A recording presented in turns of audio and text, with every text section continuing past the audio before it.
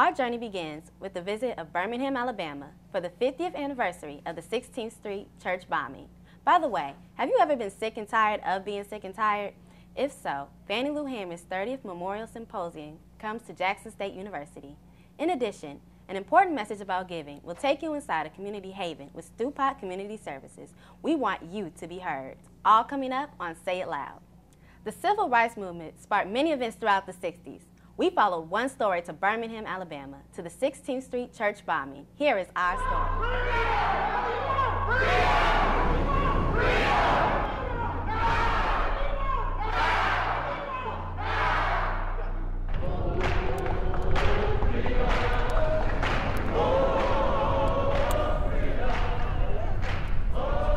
And so I think that we all owe a debt of gratitude to these 4 little girls, and for them to finally take their proper place as heroines, true heroines of the civil rights movement, is indeed a long time coming. New restrooms have been built here at 16th Street Baptist Church, but 50 years ago today, what is now kitchen was the original bathroom where the 4 young girls were when the bomb went off. When I went to the hospital, I had glass all in my eyes and in my chest. Just really, and I lost my right eye on that day and injured my left eye badly because, you know, when the doctor had operated on me, he would ask me, what do I see? So I told him that I see a little light out of my left eye. With my right eye, I blinded instantly in my right eye. On that day, September the 15th, 1963, my dad has instituted this day would be Youth Sunday, where youth could be feeling valuable. And we studied downstairs the lesson, a love that forgives, as Pastor Price eloquently did that at our 9:30 Sunday school hour. But that day of celebration, after we studied the lesson, turned to be marred by violence as windows blew out and the building shook under this very foundation. People asked me, what was your dad going to preach about? He never preached that sermon, and I'm glad I asked him before he died. He was going to say that Jesus Christ was the solid rock, the rock that will not roll, that we listen to, the children, we listen to rock and roll music. But they talked about in the song that Jesus is a rock. Little did we realize that we needed that rock that day that would take us forward instead of keep us as in a tomb at what happened at this church. So as we think about the change that came about, I like to think that my 4 friends did not die in vain. I'm here because I thought that I should be here. We went through a lot of violence and the suffering of these families that we started in Montgomery suffered a lot of violence. And I think that this is a very historic occasion, and it's kind of spiritual to come back here. And we've been revived and rejuvenated. I listened to the stories with Congresswoman Sewell the other morning and met Sarah, and to hear a story from her attorney, I was just moved to keep on keeping on as we celebrate 58 years in service to the movement and the 50 years here. You know, this day was the worst. Yet we had a doctor that was shot down in Selma. They brought him here and died over at the university. That was during the ceremony. And by the way, I lived up on the hill they called Dynamite Hill. And Cynthia Wesley, one of the girls that was killed, was my next door neighbor. So, you know, this is a sad day. But it's one that lives in the memory because it looked like a war zone down here. And that was kind of the height of it. But see, they had bombed the A.G. Gaster Motel where Dr. King stopped. Dr. King, in this journey from slavery to freedom, I found it was easier to say, Pharaoh, let my people go, than for my people to let Pharaoh go. Many benefited, but few marched. Many benefited, but few sacrificed. Pharaoh, let my people go is easy to preach. To get my people to let fear and trust God and God only is a difficult, more greater challenge. It was just 5 months ago that my other colleague Spencer Backus and I introduced a bill to give a congressional gold medal to these 4 little girls, and to see it come to the floor of the House of Representatives and pass unanimously, and then on to the Senate and pass unanimously, and to have just this week on Tuesday be able to present in the nation's capital a congressional gold medal posthumously to the 4 little girls and their families. You know, it's 50 years too long, but at least it's not justice denied. Justice delayed, but not denied. And so I'm just thrilled to be here today. You know, the tragedy that happened here 50 years ago really has paved the way for us to have black elected officials like myself. I know that as a little black girl from Selma, Alabama, who wasn't even born in 1963, I know that my reality would not be the same had they not taken their journey and their sacrifice. Little girls, every Negro who refuses to go down to try to register and vote participated in that act.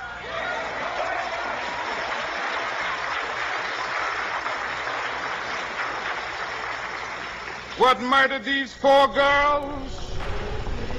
The apathy and the complacency of many Negroes who will sit down on their stools of do nothing and not engage in creative protest to get rid of this evil system.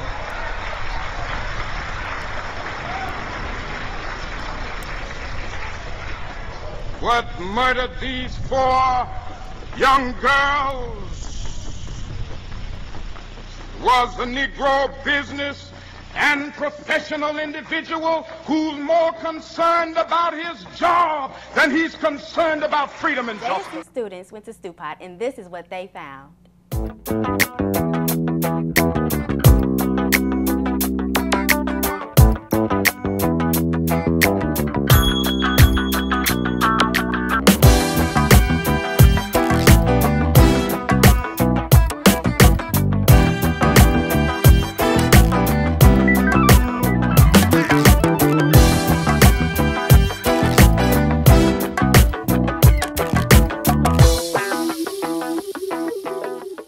I started out volunteering next door at our Sims house, which was one of the women and children's shelters. And from there, I would do a book club with the women and children, with the women actually, just trying to encouraging them to show them that there is a better way out here versus going from how they would normally go. They can donate monetary items, as far as it could be cash, it could be, they can donate clothing, they can donate food. During the holiday times, we adopt a lot of the families here that we have in the shelter, so they can adopt the kids during the holiday times. And during the summertime, they can sponsor the summer camp program, sponsor a child. So there's a lot of different ways that they can give back.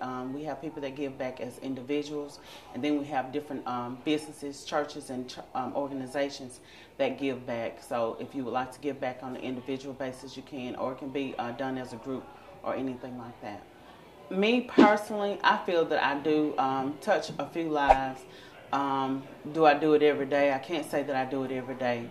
But monthly, I can say that I do touch some lives, because I've had people to come back and either tell me what you said to me was very encouraging. I really appreciate the word that you gave me. I don't look down on anybody, because but for the grace of God, there go I. I could be in their shoes. You know, we never know. So don't judge anybody, and that's something that I try and live by each and every day that I come to work. Don't judge or look down on anybody. To be able to come here and be able to give back, plus work, earn a living, and be able to just realize, you know, I'm grateful, I'm thankful, and it could be me sitting at that dining room table eating lunch versus me helping to serve them. Our ultimate goal is to help them to refine themselves and get a job. If they hadn't finished their education, to go back to school and get an education. We try and make sure that our kids are in school. We have a summer camp program as well as the after school care program that the kids go to and attend. But we try and make sure that they are in school, and that if the parents hadn't finished their education, that they do go back. They can contact me at 601-353-2759, extension 28. My email is tlindsay, lindsey@stupot.org.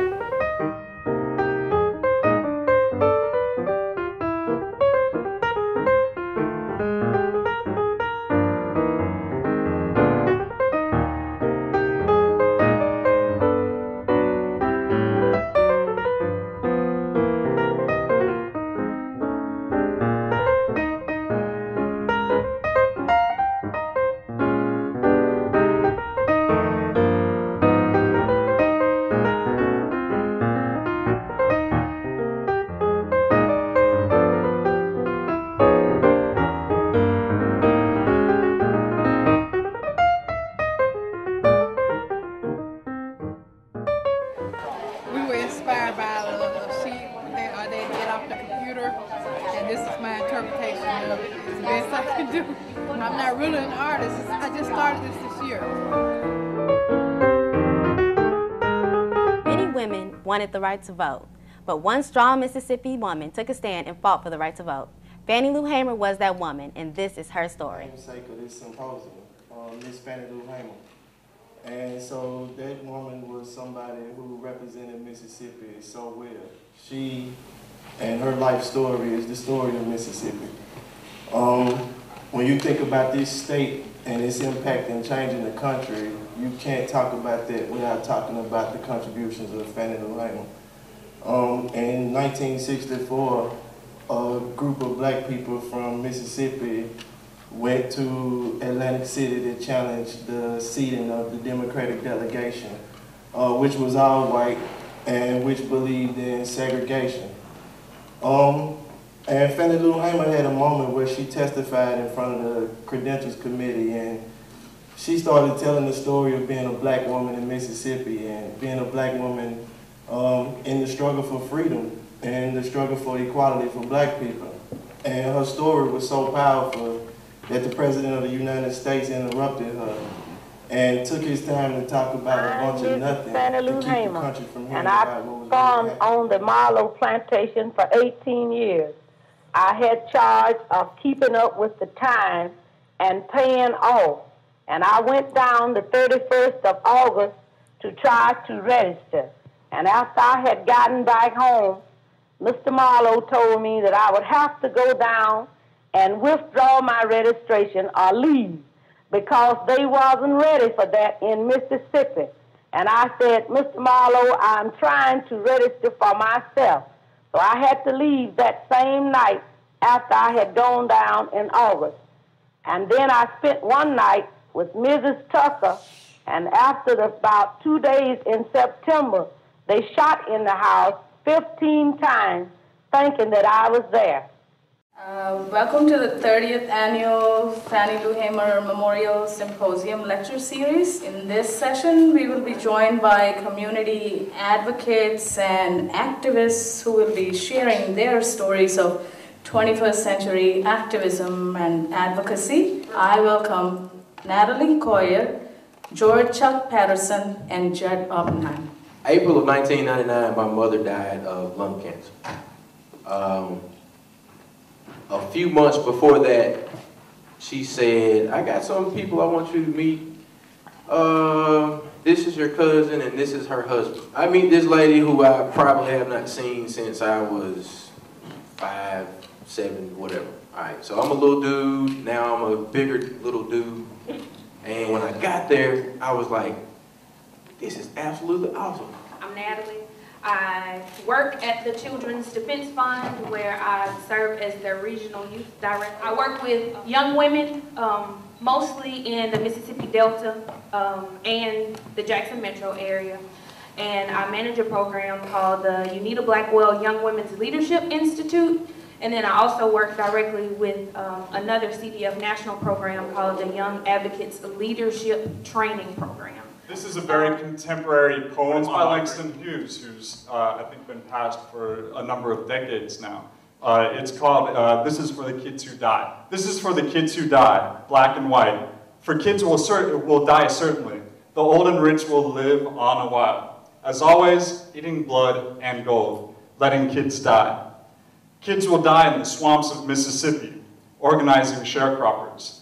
Kids will die in the streets of Chicago, organizing workers. Kids will die in the orange groves of California, telling others to get together, whites and Filipinos, Negroes and Mexicans. All kinds of kids will die who don't believe in lies and bribes and contentment and a lousy peace. So share with us a little bit about what you do through either Mississippi Greek Weekend or other stuff that you do throughout. Every week, organizations sponsor events for a number of different reasons. Activists, which is people that are supposed to do things. Like, and if you're passionate about something, that's the thing that you're supposed to do. And you're not supposed to quit until you have accomplished it. So like in this nonprofit world, in this, you know, community organizing world, if we really worked our ass off to the point where we worked ourselves out of a job, then that's when we've actually completed a project. We still are facing a problem of overcoming fear. And I want to sing a couple verses with us of this song that helps us to overcome fear, which we call Ain't Scared of Nobody Cause I Want My Freedom. Forgive us, English teachers, but this is not the English class. This is a class in communication. So I can teach it to you in about 25 seconds. Ain't scared of nobody, cause I want my freedom. I want my freedom. I want my freedom. Ain't scared of nobody, cause I want my freedom. I want my freedom now. Everybody. Ain't scared of nobody, cause I want my freedom. I want my freedom. I want my freedom. Ain't scared of nobody, cause I want my freedom. I want my freedom now. You have just watched the first episode of the JSU production Say It Loud. This production included segments of Birmingham, Alabama, Fannie Lou Hamer, the Community Stew Pot. I'm Aviam Jordan, and thank you, and tune in for episode 2.